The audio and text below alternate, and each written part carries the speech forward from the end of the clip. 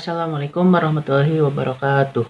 Alhamdulillahirabbil alamin wassalatu wassalamu ala asyrofil anbiya'i wal mursalin wa ala alihi washabbihi ajmain. Puji serta syukur marilah kita panjatkan kehadirat Allah Subhanahu wa taala yang telah memberikan rahmat dan karunia-Nya hingga kita semua masih diberikan nikmat sehat, nikmat Islam, dan nikmat iman. Salawat serta salam juga tak lupa tercurah limpahkan kepada Nabi besar junjungan alam Habibana wa Nabiyana wa Maulana Muhammad sallallahu alaihi wasallam, kepada para sahabatnya, kepada para tabi'in dan tabi'atnya, tetap mengalir kepada kita semua selaku umatnya hingga akhir zaman. Di sini saya akan menjelaskan yang terhormat kepada Ibu Herni Yuniarti Suhendi MPD selaku dosen pengampu mata kuliah media pembelajaran fisika dan teman-teman pendidikan fisika kelas 2C serta para penonton yang berbahagia. Di sini saya akan menjelaskan materi terkait momentum dan impuls serta hukum kekekalan momentum.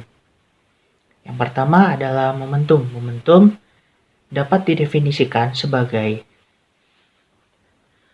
hasil kali antara massa benda dengan kecepatan yang ditulis sebagai berikut, yaitu P sama dengan M dikali V.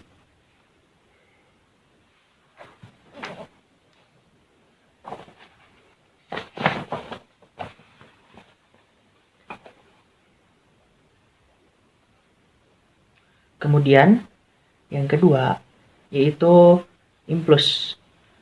Coba Anda tenang sebuah bola yang sedang diam walaupun kontak antara kaki Anda dan bola hanya sesaat, namun bola dapat bergerak antara kecepatan tertentu.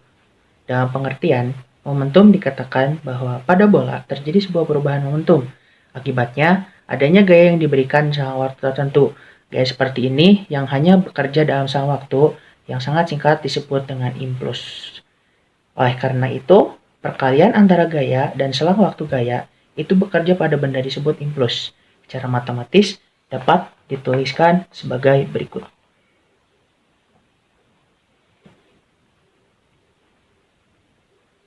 I sama dengan F dikali delta T. Dan jika digabungkan, maka grafiknya akan menjadi seperti ini. Lalu, jika gaya yang diberikan pada benda merupakan suatu fungsi linear, impuls yang dialami oleh benda sama dengan luas daerah yang dibawahi dengan kurva fungsi gaya terhadap waktu, seperti pada gambar berikut.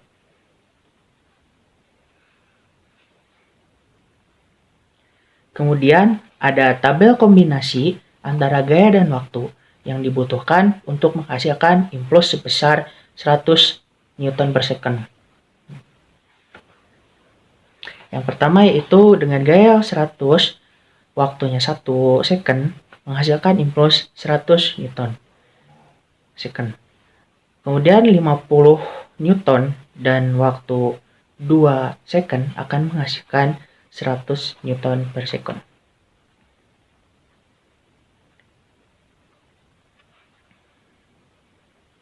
Hubungan antara perubahan momentum dan juga impuls dapat didefinisikan dalam sebuah rumus, yaitu Vt sama dengan Vo plus A delta T. Sehingga dapat dikonversikan F delta T sama dengan M dikali Vt dikurangi Vo.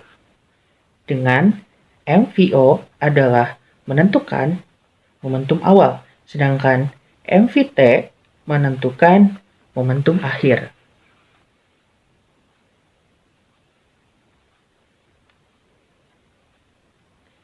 Yang selanjutnya adalah hukum kekekalan momentum. Dua benda yang dapat saling bertumbukan jika keduanya benda kecepatan masing-masing V1 dan V2. Apabila sistem yang mengalami diketahui bahwa apabila F sama dengan 0, maka delta P atau 0 atau P konstan. Dengan demikian, tumbukan akan sama dengan jumlah momentum benda setelah tumbukan. Hal ini disebut sebagai hukum kekekalan momentum, dapat diperhatikan sebagai berikut. Ini adalah kondisi di mana sebelum tumbukan terjadi. Kemudian selanjutnya adalah pada saat tumbukan terjadi, dan terakhir sesudah tumbukan terjadi.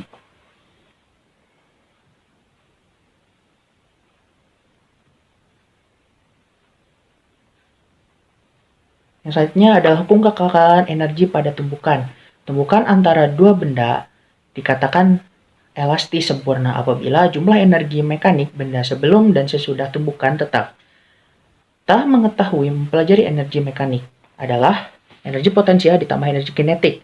Untuk benda yang bertumbukan pada bidang datar, energi potensial benda tidak berubah sehingga yang bahwa jumlah energi kinetik benda sebelum sebuah benda bertumbukan adalah tetap. Fakta unik yang kita ketahui adalah salah satunya yaitu seorang pandai besi.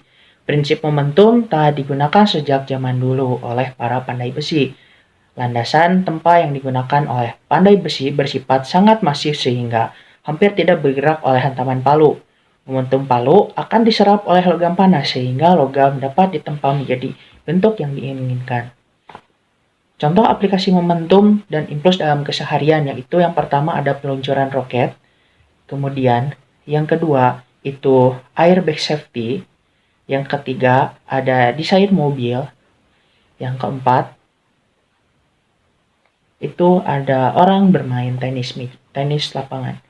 Mungkin itu saja yang bisa saya sampaikan, kurang lebihnya mohon maaf. Wassalamualaikum warahmatullahi wabarakatuh.